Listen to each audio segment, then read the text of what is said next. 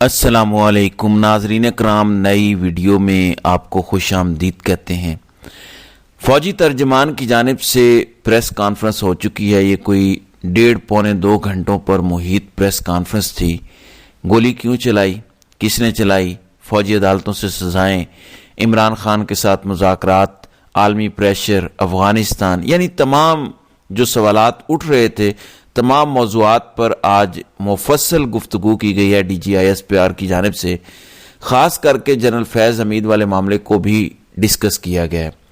Press conference شروع ہوئی، DGI-SPR کی خوبی سمجھیں یا خامی، بلکہ بطور سویلین میں اسے خامی تو نہیں کہوں گا، بہرحال جو بھی تھا وہ جواب دینے کی بجائے گھنٹوں پر محیط ایک لمبی چوڑی گفتگو کر رہے تھے۔ بہرحال پریس کانفرنس شروع ہوئی، انہوں نے بتایا کہ اس سال کتنے افسران، کتنے جوان شہید ہوئے، دہشت گردی والا معاملہ، اور پھر ایک لمبی چوڑی لسٹ انہوں نے گنوانی شروع کی کہ دیکھیں ہم نے یہ کام کیا، ہم نے یہ کالج بنایا، یہ سڑک بنوائی، یہ نہر بنوائی، اتنی زمین سی، اس سے یہ ہوا، ہم نے فلاں چیز پر قابو پایا، یہ ہمارا ترقیاتی منصوبہ، وہ والا ترقیاتی منصوبہ۔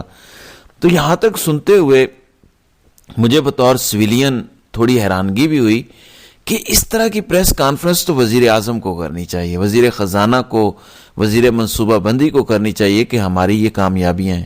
یعنی فوج کا کام تو یہ نہیں ہوا کرتا، اور سامنے بیٹھے ہوئے تمام رپورٹرز بھی یقیناً حیران ہوں گے کہ اتنے لمبے چوڑے منصوبے جو آپ کا کام ہی نہیں ہے، آپ وہ کرتے پھر رہے ہیں۔ بہرحال یہ ساری چیزیں ختم ہوئی تو DGI-SPR سے سوالات پوچھے گئے، مختلف سوالات تھے جو افغانستان کے اندر آپریشن ہو رہے ہیں، جو دہشت گردی پر قابو نہیں پایا جا رہا، اور عمران خان کی جانب سے خاص طور پر جو افغان پالیسی کو لے کر تنقید کی گئی کہ افغانستان کی جانب سے تعلقات خراب ہو گئے ہیں، ہم نے 8.25 لاکھ مہاجر بھی واپس بھیج کے دیکھ لیے، مسئلے کا حل نہیں نکلا۔ تو اس پر DGI-SPR نے کہا کہ دیکھیں یہ اسی جماعت کی وجہ سے، اسی شخص کی وجہ سے جو اڈیالہ جیل کے اندر بند ہے، جو یہ تنقید کر رہا ہے، جو دہشت گردوں کا حامی ہے، انہی کی 2021 کی پالیسی تھی جس کی ہم آج قیمت ادا کر رہے ہیں۔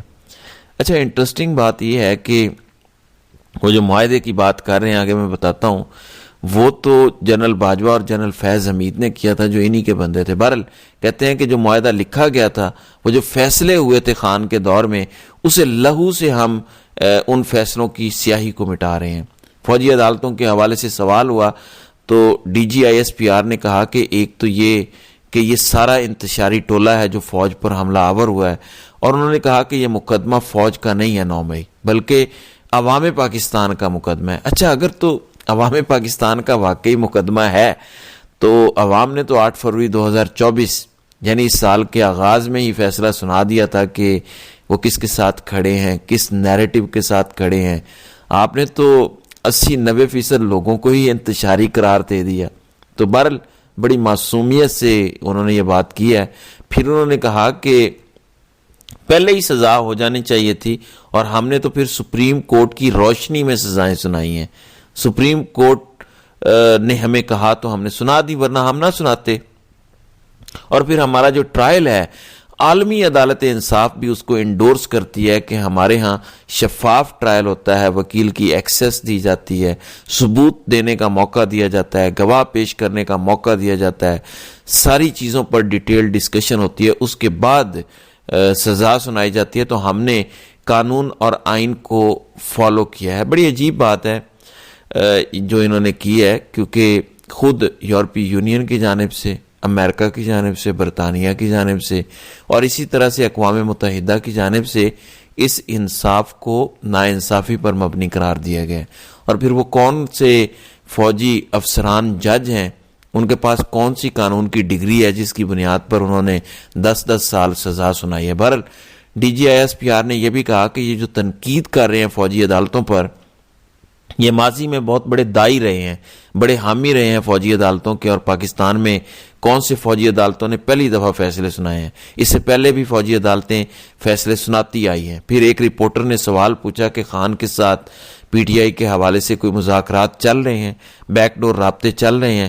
خان نے خود بھی اس پہ بات کی ہے کہ مجھے آفر دی گئی ہے کہ آپ ہاؤس اریسٹ ہو جائیں یا پشاور میں چلے جائیں. علی امین گنڈا پور بھی اس حوالے سے ملاقاتیں کر رہے ہیں. کچھ خاص رینک کے کچھ جرنیل بھی ایکٹیو ہیں اور ملاقاتیں بشرا بی بی کے ساتھ بھی اور گنڈا پور کے ساتھ بھی ہوئی ہیں. تو اس پر آپ ذرا روشنی ڈالیں. تو D G I S P R نے کہا کہ دیکھیں مذاکرات کے حوالے سے تو ہمارا واضح موقف ہے پہلے دن سے کہ ہم ایک قومی فوج ہیں. ہمیں جو حکومت کہتی ہے ہم تو بس وہی کام کرتے ہیں. ہمارا بھلا کیا کام سیاست سے. مطلب ایک شغل سے زیادہ اس پریس کانفرنس کی کوئی اہمیت نہیں ہے. تو فرما رہے ہیں کہ نہیں ہمارا کوئی کام سیاست سے نہیں ہے, اس سے کچھ لینا دینا نہیں ہے. ہاں وہ جو حکومت اور پی ٹی آئی کے مذاکرات ہو رہے ہیں نا وہ بڑے خوش آئند ہیں, بڑی اچھی بات ہے. ہم اس پر خوش ہیں کہ دیکھیں یہ انتشار سے معاملات حل نہیں ہونے چاہیے بلکہ مذاکرات سے ہونے چاہیے اور اس کو ہم ویلکم کرتے ہیں, وہ اچھی بات ہے. باقی ہم تو قومی فوج ہیں, ہمیں کسی سے کیا لینا دینا, ہم سیاست کے اندر کیوں انٹرفیئرنس کریں, لہٰذا ہمارے اوپر اس طرح کے الزامات نہ لگائیں.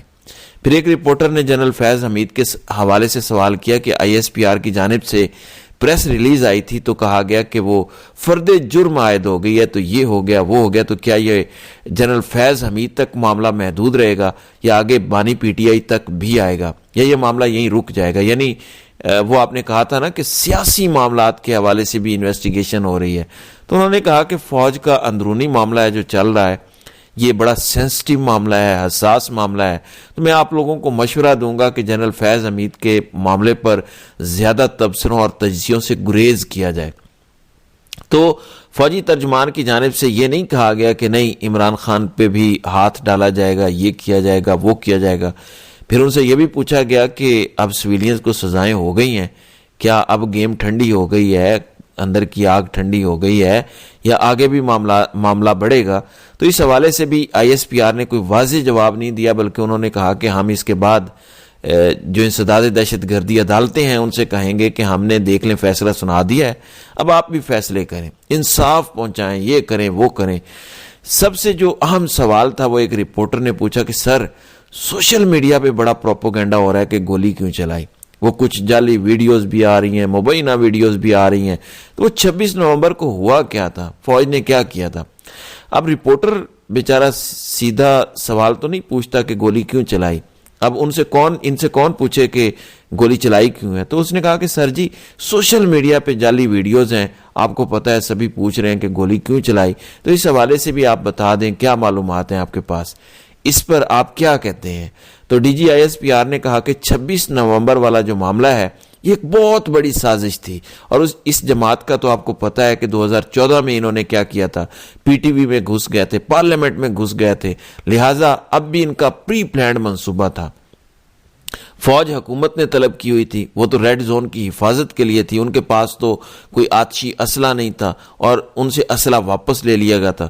گولی اگر چلی بھی ہے تو وہ جو علی امین گنڈا پور اور ان کے گارڈز ہیں ان کے پاس آتشی اسلحہ تھا اور جو کچھ پروٹیسٹرز تھے, شرپسند تھے, ان کے پاس اسلحہ تھا, تو انہوں نے گولی شولی چلائی ہوگی. اور یہ فیک ویڈیوز ہیں, جعلی ویڈیوز ہیں, یہ پہلے سے تیار تھیں. یعنی جتنا بھی کانٹینٹ تھا نا ڈی چوک کے حوالے سے یہ پہلے سے تیار تھا. جب یہ بھاگے تو سپیڈ کے ساتھ, سرعت کے ساتھ یہ سارا کانٹینٹ آنا شروع ہوا سوشل میڈیا پہ. تو ہم ان سے کہتے ہیں کہ جعلی ویڈیوز آپ بناتے ہیں, اے آئی سے بناتے ہیں, جتنا آپ جھوٹا بیانیہ بناتے ہیں تو اس سے بہتر ہے کہ آپ غزہ کے حوالے سے آواز اٹھائیں. غزہ کے حوالے سے تو آپ کو جعلی ویڈیوز بھی نہیں بنانی پڑیں گی, اصلی ویڈیوز ہیں.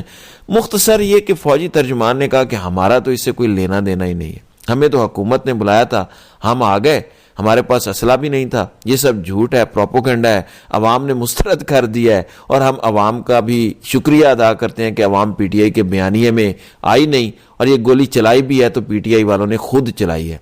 اب عجیب بات یہ ہے کہ ایک طرف حکومت جو ہے وہ خاص طور پر شہباز شریف نے شکریہ ادا کیا جو ہے وہ جنرل صاحب کا, بڑے صاحب کا, کہ ان کی وجہ سے جو ہے یہ معاملہ وائپ اپ ہوا ہے.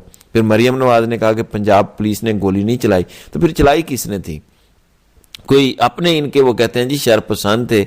اور یہ بھی کہا کہ وزارت داخلہ کی ویڈیوز اور پریس کانفرنسز اور پریس ریلیزز بھی آ چکی ہیں جن سے ثابت ہوتا ہے کہ ان کے پاس اسلحہ تھا, لہٰذا ہمارا اس سے کوئی لینا دینا نہیں ہے اور ہم نے کوئی گولی نہیں چلائی. اور ہم یہ کہنا چاہتے ہیں کہ کوئی بھی سیاستدان اور اس کے اقتدار کی خواہش پاکستان سے بالا تر ہے. تو اس طرح کے عجیب و غریب گفتگو کی گئی ہے. اگر کوئی بھی شخص اس پریس کانفرنس کو سنے تو اس میں 90% مطلب جھوٹ ہی ملے گا. پھر D G I S P R کی یہ پریس کانفرنس جو آج کی گئی ہے وہ ذرا ٹھنڈی تھی.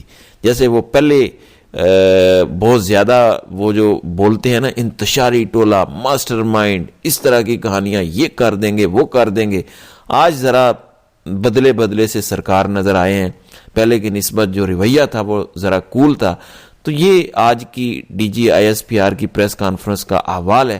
تو دیکھتے ہیں کہ اس پریس کانفرنس پر مزید لوگوں کی جانب سے، صحافیوں کی جانب سے کیا رد عمل آتا ہے. تو ناظرین کرام، آپ کی اس ویڈیو کے حوالے سے کیا رائے ہے؟ آپ اپنی رائے کا اظہار کامنٹ سیکشن میں ضرور کیجیے گا.